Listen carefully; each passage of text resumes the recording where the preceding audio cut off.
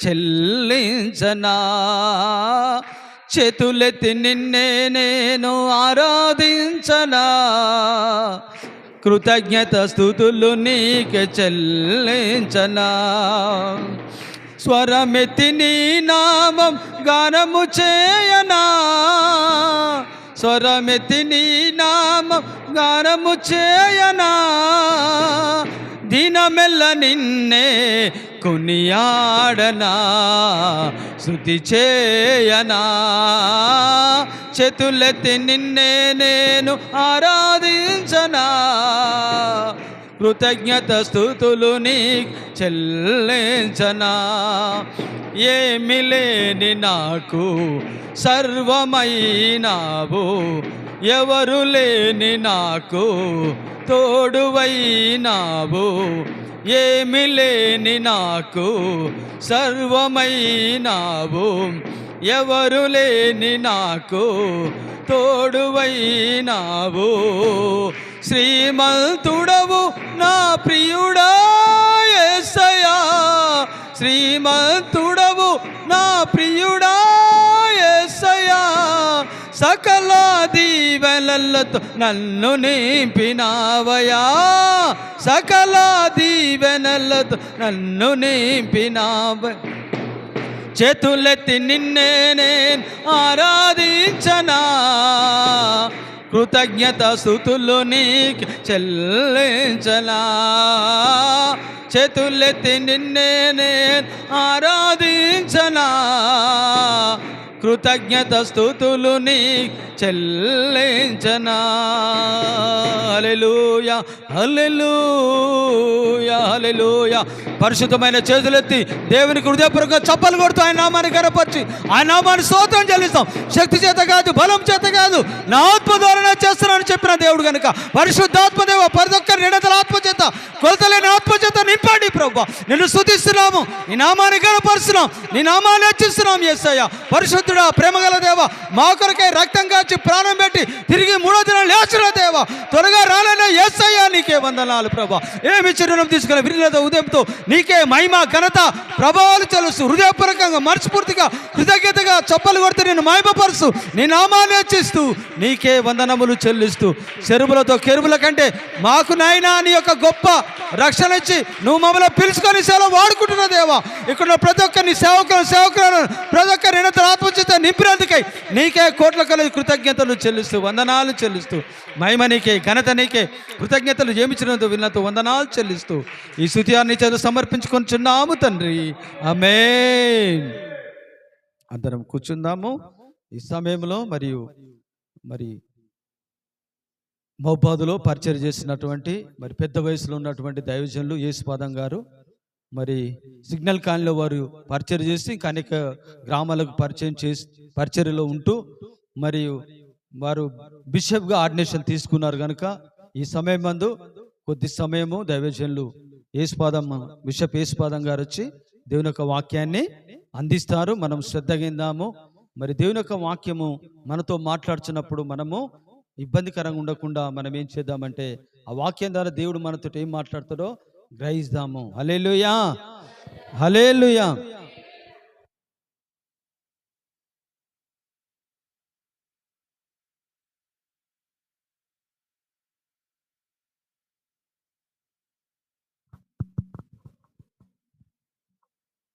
మొదటగా యేసయ్యకు వందనాలు. ఈ చర్చి నడిపిస్తున్నటువంటి దైవజనులు, దైవదాసులు రత్నమయ్య గారికి, అమ్మగారికి, వారి సంఘానికి, ఈ ప్రాంతంలో అనేక సంవత్సరాలు 24 సంవత్సరాల నుంచి గత పోరాటము చేస్తూ దేవుని సేవ చేస్తున్న దైవజనులను ఇది రెండోసారి నేను ఈ స్థలంలో కలుసుకోవటము. ఈరోజు నేను అనుకోకుండా స్టీఫెన్ గారి ద్వారాగా వారు గుర్తు చేస్తే చాలా కాలమైంది నేను అయ్యగారిని చూడక. ఎడ్వర్డ్ అయ్య గారి విషయంలో, సమాధి విషయంలో కలుసుకున్నాం, మళ్ళీ కలవలేకపోయాను. తప్పకుండా నేను వస్తానయ్యా అని నేను రావటం జరిగింది. అయితే నేను వినాలి, నేర్చుకోవాలని వచ్చాను. కానీ నేర్చుకునే విషయాలు చాలా ఉన్నాయి, వినే విషయాలు చాలా ఉన్నాయి. ఇప్పుడు ఈ రీతిగా నన్ను ఈ స్థితిలో నిలబెట్టి మాట్లాడిపిస్తారని నేను ఊహించలేదు. కనుక దేవునికి మహిమ కలుగునుగాక. కూడి వచ్చిన దైవ సేవకులకు, సేవకురాళ్లకు, ఈ అవకాశం ఇచ్చిన అధ్యక్షులకు మరొకసారి అందరికీ వందనాలు చెల్లిస్తూ, లూకా సువార్త 8వ అధ్యాయములో కొన్ని మాటలు, నాకు 5 నిమిషాలే సమయం ఇచ్చారు, అయినా సంతోషము. ఈ 5 నిమిషాలలో 3 వచనాలు మీకు చూపించి నేను ముగిస్తాను. దేవునికి స్తోత్రము, హల్లెలూయా. లూకా సువార్త 8వ అధ్యాయము మొదటి నుంచి చదవగలిగిన వారు ఎవరైనా చదవండి. నాకు తక్కువ.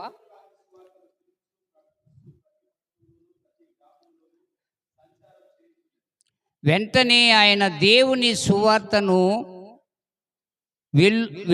వెలిగించుచు ప్రకటించుచు ప్రతి పట్టణములోను ప్రతి గ్రామములోను సంచారము చేయుచుండగా 12 మంది శిశువులు అపవిత్రాత్మలను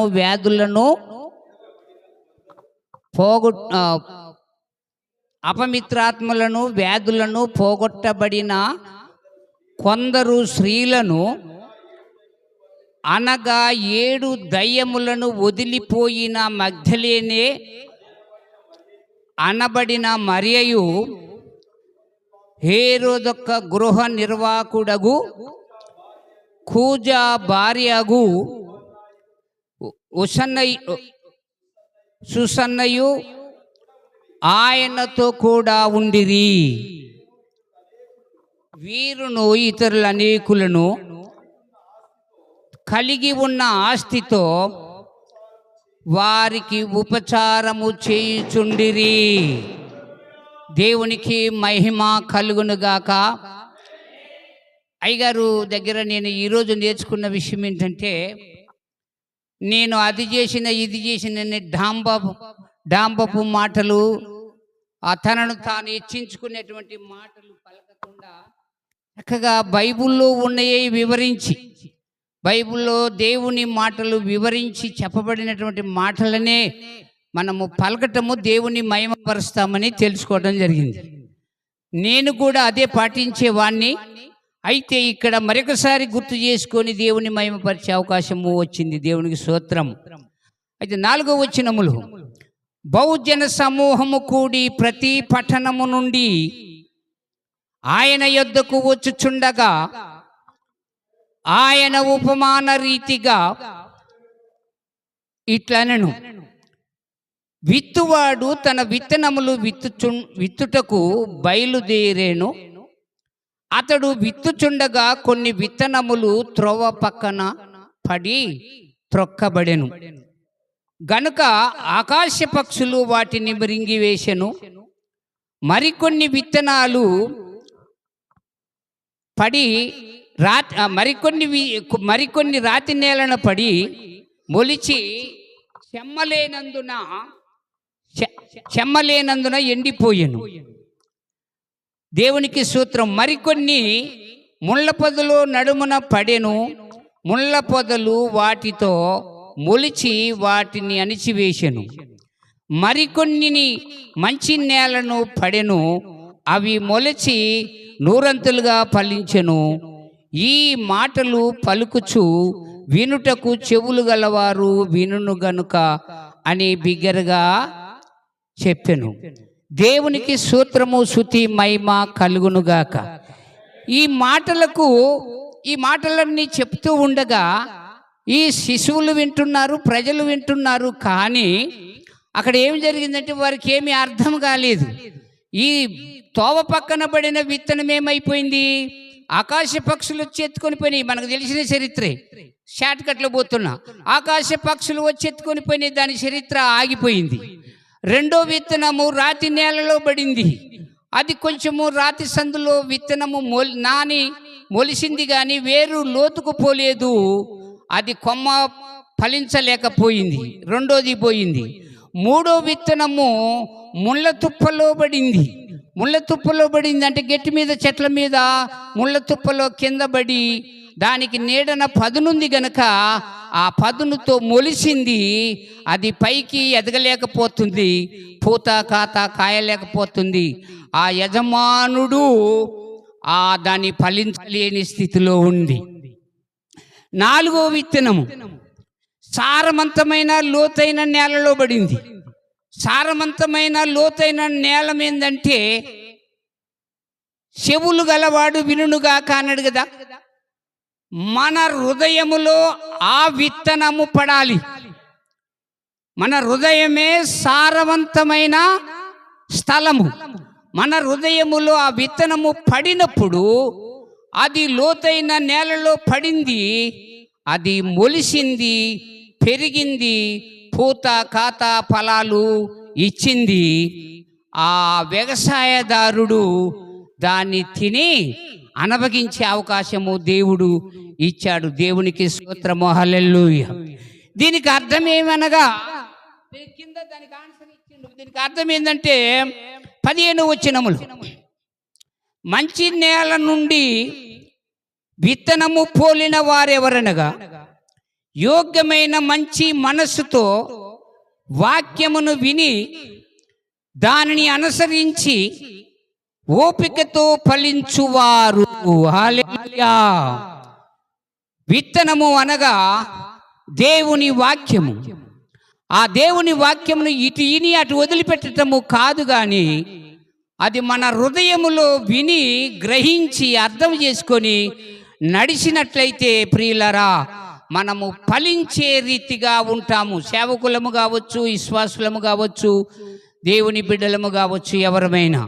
అయితే అయ్యగారి ద్వారాగా నేను మంచి వర్తమానం విని ఈరోజు చాలా నేర్చుకున్నటువంటి స్థితిలోనికి వచ్చాను. దేవునికి స్తోత్రం, హల్లెలూయా.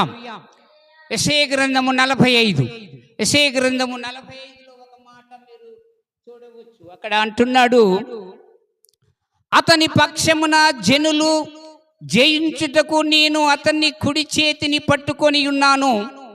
నేను రాజుల నడికట్టు విప్పెదను, దూరములు అతని ఎదుట వేయబడకుండా తలుపులు తీసిదను అని యెహోవా తాను అభిషేకించిన కోరేసు గురించి చెలవిచ్చుచున్నాడు.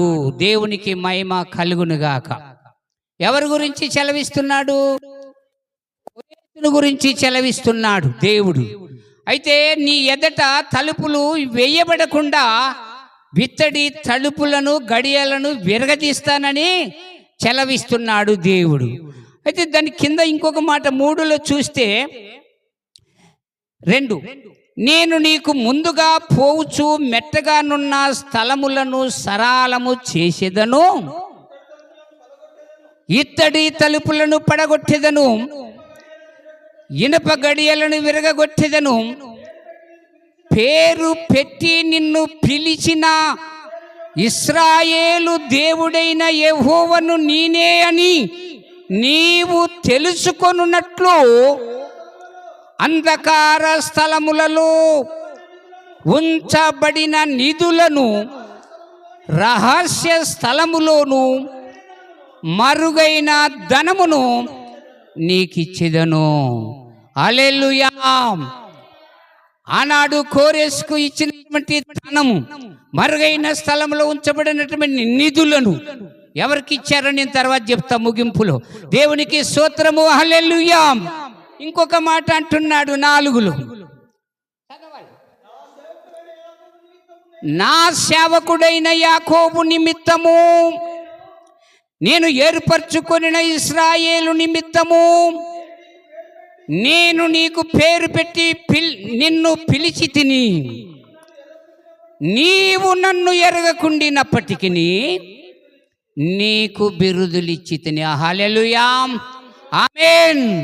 దైవ సేవకులారా, సేవకురాళ్ళారా, దేవుని విశ్వాసులారా, దేవుని బిడ్డలారా, పరిచర్యకులారా, ఒకవేళ మనము దేవుని సేవ చేస్తుండి ఉంటూ దేవుని గొప్ప కార్యాలను మనము గ్రహించలేని స్థితిలో ఉన్నప్పటికీ, నువ్వు నన్ను ఎరగక ఉండినప్పటికీ పేరు పెట్టి నిన్ను పిలిచి ఏమంటున్నాడు? నా సేవకుడైన యాకోబు నిమిత్తము నేను ఏర్పరచుకొనిన ఇశ్రాయేలు నిమిత్తము నేను నీకు పేరు పెట్టి నిన్ను పిలిచి తిని, నీవు నన్ను ఎరగకుండినప్పటికీ నీకు బిరుదులు ఇచ్చి తిని. ఏమిచ్చాడంట? బిరుదులు. మన తండ్రి మన దేవుడు యేసయ్య యెహోవా కుమారుడు పరిశుద్ధుడు ఇచ్చిన ఈ బిరుదును మించిన ఏ గొప్ప ఆస్తి ఐశ్వర్యము మనకు లేదండి. దేవుడు గొప్పవాడు. మనం ఆ బిరుదు కొరకు ఎదురు చూడాలి. కొంతమంది దేవుని, అయ్యగారు చెప్పినట్టు కొంతమంది దేవుని పరిచర్య చేస్తారు. నేనే నేనే నేనే, నా ముందు ఎవరు చెయ్యొద్దు, ఎవరు చెప్పొద్దు, ఎవరు నిలబడొద్దు, నాదే సంఘము, నేనే నేనే నేనే నేనే అని భూమిలో హల్లెలూయా. అందరం పోతాం. నా కొడుకు కూడా పోయాడు. ఇదే స్థలంలో అయ్యగారికి తెలుసు, నేను గొప్ప చెప్పుకోలే, కానీ అందరం పోతాము. కానీ మనం ఎందుకు వచ్చినాము? దేవుని పరిచర్య కోసం వచ్చినాం. ఇలా వేరే పనికి పోతే 600, 700, 800 ఇస్తున్నారు. టాపీ పట్టుకున్నోడికి 1000, 1200 ఇస్తున్నారు. చేతి కింద అందించిన వాళ్లకు 700-800 ఇస్తున్నారు. మనం ఆ పని చేసుకుని బతకలేమా? ఉద్యోగాలు రిజైన్ చేసి, వ్యాపారాలు వదిలిపెట్టి దేవుని సేవకొచ్చి దేవుని బిరుదులు పొందుకొని దేవుని వైపు చూస్తే నీ ఎదట ఇనప గడియలు, ఇనపడి ఇత్తడి తలుపులను నేను విడదీస్తాను, రాజుల నడికట్టును నేను విప్పదీస్తాను. హల్లెలూయా, హల్లెలూయా.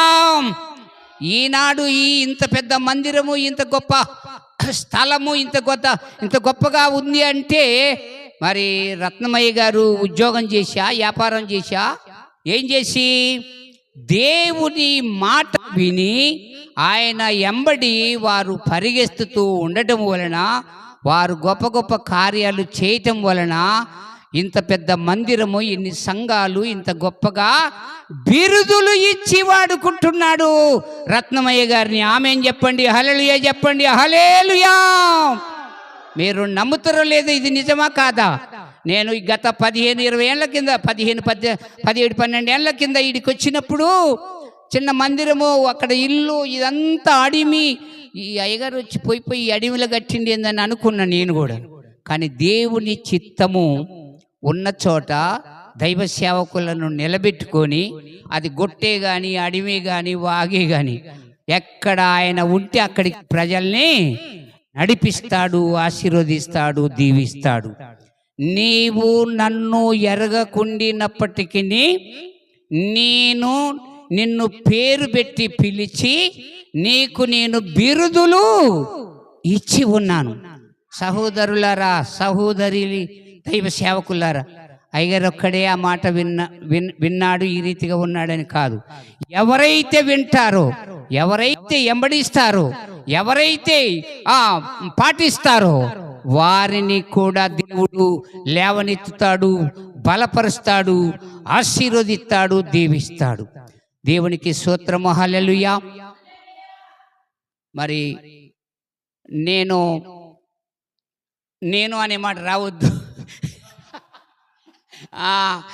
నేను పరిచర్యకు వచ్చి కొన్ని రాళ్ళు చేస్తుండగా 4 సార్లు హార్ట్ అటాక్ వచ్చింది.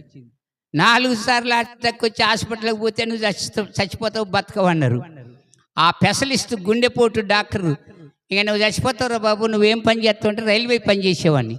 నేను రైల్వే పని చేసేది నీకు ఎరికే కదా సార్, మళ్ళీ ఏం పని చేస్తావని అడుగుతావు అంటే, అది కాదు ఇంకేరే పని చేస్తావన్నాడు. ఎదురుగున్నావా ఎవరంటే నా భార్య అన్న. గాజులు లేవు, బుట్టు లేవు, ఆమె సంగతి ఎదురా అన్నాడు. ఆమె అన్నది అప్పుడు, నేను చెప్పలేదు దేవుని సేవ చేస్తానని ఆ బాధలో. ఆయన పాస్టర్ అండి, దేవుని సేవ చేస్తాడు, అందుకే ఆయనకు నువ్వు రైల్వే పని అడుగుతున్నావని అన్నాడులే, ఏమనుకోకరి డాక్టర్ గారు అన్నాడు. నువ్వు దేవుని సేవ చేస్తావా? అవునన్నా. లేరా బాబా అన్నాడు. ఆటోని పిలిపించిండు, గోల్కొండ ఉంది, పో నువ్వు పోయి మందిరంలో పోయి ప్రార్థన చేసుకో, నేను దేవుడే బతికించాలి కానీ మేము ఎవరము ఏమీ చేయలేమని వెంటనే ఆయన ఆటో పిలిపించి గోల్కొండ ఎక్కించి పంపించాడు. ఇక్కడ మేము 7 సంవత్సరాలు ఆత్మీయ సావాసం చేసిన మన అయ్యగారు ఎంఎస్ ఎడ్వర్డ్ బిషప్ గారితో. ఆయన గారు గనక మంచి మార్గంలో నడిస్తే, తగ్గింపులో ఉంటే ఇవాళ ఈ మైబాదు పట్టణంలో 18 మంది మండలాలు, ఇంతమంది సేవకులలో కనీసం సగం మంది అయినా ఆయన ఆండవర్లో పని చేయాలి. కానీ నేనే దగ్గరికి రానియాలి ఎవరిని. తెలుసు అయ్యగారికి చాలా గొప్ప విషయాలు, ఒకరిని గురించి ఇది చేయటం కాదు. కానీ నన్ను 4 సార్లు హార్ట్ అటాక్ అయితే ఆయన గారు మిర్యాలగూడలో హార్ట్ అటాక్ వచ్చి యేసుపాదం మా హైదరాబాద్ పోయి చచ్చిపోయి గోల్కొండ కొత్తండు రండి కొంతమందిని పిలిచాడు. పాపం వాళ్ళేమో స్టేషన్లో ఉన్నారు, నేనేమో వెనక బోగిల్ని దిగి వెనక నేను నడిచిపోయి, మాకు గేట్కే ఇల్లు, వెనక నడిచిపోయినాం. ఇక శనివారం సాయంత్రం వచ్చి ఆ నైట్ అంతా కొంతమంది సంఘస్థులు మేము ప్రార్థన చేసుకుంటున్నాము. ఉదయం 5:30కు కళ్ళు మంటలు పుట్టి అట్ట ఒరిగినాం. ఎమ్మటే దేవుడు నన్ను దర్శించి, నేను ఒరిగే ముందేమన్నా తెలుసా, అయ్యా నువ్వు నన్ను బ్రతికిస్తే నేను నీ సేవ చేస్తా, లేకపోతే చచ్చిపోతా అని ఇట్లా కళ్ళు ఒరిగిన. అన్ని పండుకున్న వెంటనే నిద్ర పట్టింది. ఎమ్మటి నాకు ఈ సూది గుచ్చే గుండెపోటు ఆగిపోయింది. నాకు 6 గంటలకు మేలుకొచ్చింది. నేను లేచి మైకేసి ప్రార్థన చేసిన. ఆమేన్. ఆ రోజు నుంచి ఈ రోజు వరకు గుండెపోటు లేదు, సూది లేదు, గోళీ లేదు, ఏది లేదు. దేవుడు నన్ను దీవించి ఆశీర్వదించాడు.